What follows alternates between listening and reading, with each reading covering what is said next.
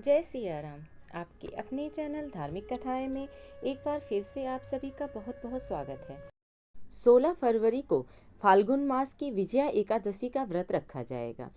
पद्म पुराण और स्कंद पुराण के अनुसार कहा जाता है कि जब जातक दुश्मनों से घिरा हो तब विपरीत परिस्थितियों में भी विजया एकादशी के व्रत से जीत सुनिश्चित की जा सकती है। स्वयं श्री कृष्ण ने युधिष्ठिर को इस व्रत का महात्म्य बताते हुए कहा था कि स्वयं भगवान राम ने लंका पर विजय के लिए इस व्रत को किया था।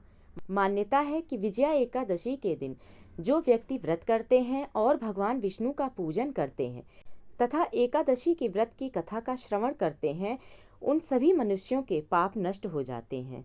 इसके साथ साथ उनके शुद्ध कर्मों में वृद्धि होती है और उन्हें वाजपेयी यज्ञ का फल प्राप्त होता है। तो आज की अपनी इस वीडियो के माध्यम से मैं आप लोगों को विजया एकादशी की व्रत कथा का श्रवण करवाऊंगी। तो आशा करती हूँ आप सभी इस पूरी कथा का श्रवण करेंगे और यदि आपको यह कथा अच्छी लगे तो इस वीडियो को लाइक करना ना भूलें। साथ ही मेरे चैनल को सब्सक्राइब करें और बेल आइकन को भी प्रेस कर दें ताकि मेरी वीडियोस के नोटिफिकेशन आप सभी को मिलते रहें। और कमेंट बॉक्स में भगवान विष्णु का नाम लेना भी ना भूलें।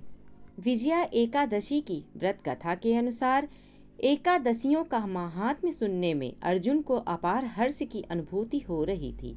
जया एकादशी की कथा का श्रवण रस पाने के बाद अर्जुन ने कहा, हे पुंडरीकाक्ष, फाल्गुन मास के कृष्ण पक्ष की एकादशी का क्या नाम है तथा उसके व्रत का क्या विधान है? कृपा करके मुझे इसके संबंध में भी विस्तार पूर्वक बताएं। अर्जुन द्वारा अनुनय पूर्वक प्रश्न किए जाने पर श्री कृष्णचंद्र जी कहते हैं, प्रिय अर्जुन, फाल्गुन मास की कृष्ण पक्ष की एकादशी विजया एकादशी के नाम से जानी जाती है। इस एकादशी का व्रत करने वाला मनुष्य सदा विजयी रहता है। हे अर्जुन, तुम मेरे प्रिय सखा हो, अतः मैं इस व्रत की कथा तुमसे कह रहा हूँ। आज तक इस व्रत की कथा मैंने किसी को नहीं सुनाई। तुमसे पूर्व केवल देवर्षि नारद ही इस कथा को ब्रह्मा जी से सुन पाए हैं। तुम मेरे प्रिय हो, इसलिए तुम मुझसे यह कथा सुनो। त्रेता युग की बात है कि श्री रामचंद्र जी जो विष्णु के अंशावतार थे, उन्हें 14 वर्ष का वनवास मिला। तब वह भ्राता लक्ष्मण तथा माता सीता सहित पंचवटी में निवास करने लगे। उस समय महापापी रावण ने माता सीता का हरण कर लिया। इस दुखद घटना से श्री राम जी तथा लक्ष्मण जी अत्यंत दुखी हुए और सीता जी की खोज में वन वन भटकने लगे। जंगल जंगल घूमते हुए वे मरणासन्न जटायु के पास जा पहुँचे। जटायु ने उन्हें माता सीता के हरण का पूरा वृत्तांत सुनाया और भगवान श्री राम जी की गोद में प्राण त्याग कर स्वर्ग की तरफ प्रस्थान किया। कुछ आगे चलकर श्री राम व लक्ष्मण जी की सुग्रीव जी से मित्रता हो गई और वहां उन्होंने बाली का वध किया। श्री राम भक्त हनुमान जी ने लंका में जाकर माता सीता का पता लगाया और माता से श्री राम जी तथा महाराज सुग्रीव की मित्रता का वर्णन सुनाया। वहां से लौटकर हनुमान जी श्री रामचंद्र जी के पास आए और वसोक वाटिका का सारा वृत्तांत कह सुनाया। सब हाल जानने के बाद श्री रामचंद्र जी ने सुग्रीव की सहमति से वानरों तथा भालुओं की सेना सहित लंका की तरफ प्रस्थान किया। समुद्र किनारे पहुंचने पर श्री राम जी ने विशाल समुद्र को घड़ियालों से भरा देखकर लक्ष्मण जी से कहा, हे लक्ष्मण, अनेक मगरमच्छों और जीवों से भरे इस विशाल समुद्र को कैसे पार करेंगे?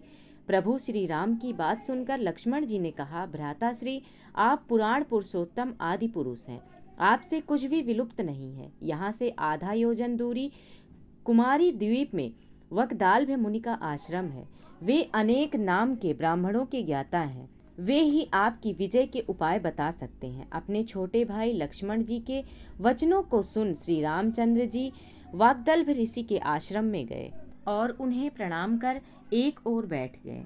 अपने आश्रम में श्री राम को आया देख महर्षि वाग्दल्भ ने पूछा, हे श्री राम, आपने किस प्रयोजन से मेरी कुटिया को पवित्र किया है? कृपा कर अपना प्रयोजन कहें प्रभु। मुनि के मधुर वचनों को श्री रामचंद्र जी ने सुनकर कहा, हे ऋषिवर, मैं सेना सहित यहाँ आया हूँ और राक्षस राज रावण को जीतने की इच्छा से लंका जा रहा हूँ। कृपा कर आप समुद्र को पार करने का कोई उपाय बताएं।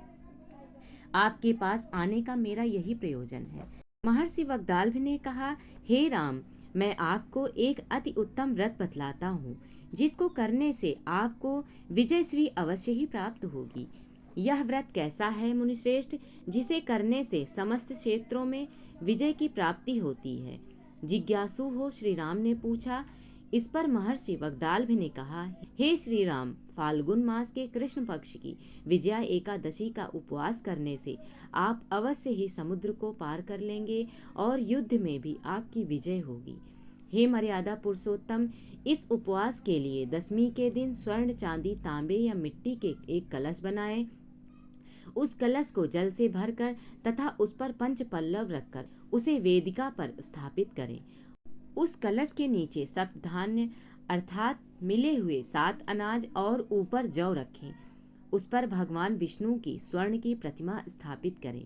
एकादशी के दिन स्नान आदि से निवृत्त होकर धूप, दीप, नैवेद्य, नारियल आदि से भगवान श्री हरि का पूजन करें। वह सारा दिन भक्तिपूर्वक कलश के सामने व्यतीत करें और रात को भी उसी तरह बैठे रहकर जागरण करें। द्वादशी के दिन नदी या तालाब के किनारे स्नान आदि से निवृत्त होकर उस कलश को ब्राह्मण को दे दें। हे दशरथ नंदन, यदि आप इस व्रत को सेनापतियों के साथ करेंगे तो अवश्य ही विजयश्री आपका वरण करेगी। मुनि के वचन सुनकर श्री रामचंद्र जी ने उस उक्त तिथि के आने पर अपनी सेना समेत मुनिवर के बताए विधान के अनुसार एकादशी का व्रत रखा और इस व्रत के प्रभाव से भगवान श्री राम ने समुद्र को पार किया, राक्षसों से युद्ध किया और लंकापति रावण पर विजय प्राप्त की। हे अर्जुन, जो मनुष्य इस व्रत को विधि विधान के साथ पूर्ण करेगा, उसकी दोनों लोकों में विजय होगी।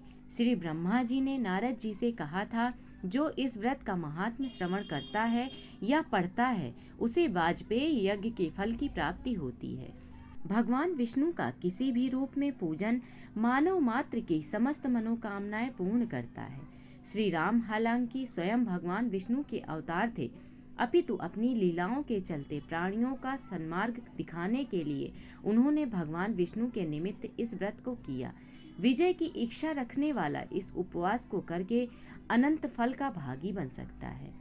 भगवान विष्णु की कृपा अपने भक्तों पर सदैव बनी रहे, इस कामना के साथ आज की अपनी इस वीडियो को मैं यहीं विराम देती हूँ। आशा करती हूँ आप लोगों को यह वीडियो अवश्य ही पसंद आई होगी। यदि वीडियो पसंद आई हो तो कृपया लाइक करें और यदि आप मेरे चैनल पर नए हैं तो चैनल को सब्सक्राइब करें, साथ ही बेल आइकन को भी प्रेस कर दें ताकि मेरी वीडियोस के नोटिफिकेशन आप सभी को मिलते रहें। और कमेंट बॉक्स में भगवान विष्णु और भगवान राम का नाम लेना भी ना भूलें। धन्यवाद।